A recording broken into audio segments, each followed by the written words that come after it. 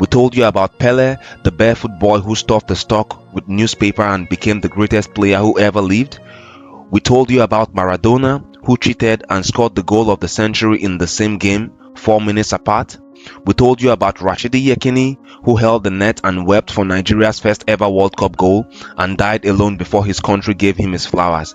We told you about Bebeto, who saw his newborn son on television screen, prayed to score for him, then did it in front of the whole world.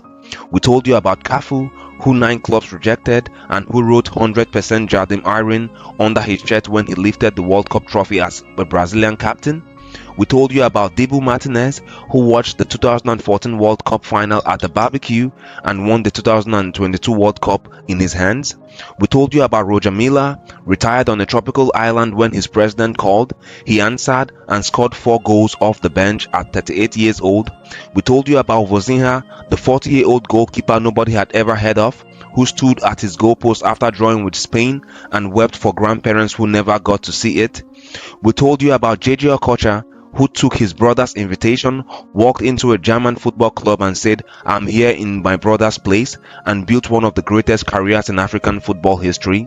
Every single one of them said something that had nothing to do with football. They said, "Keep going." They said, "The door closing is not the story ending." They said, "Your starting point does not determine your finish line."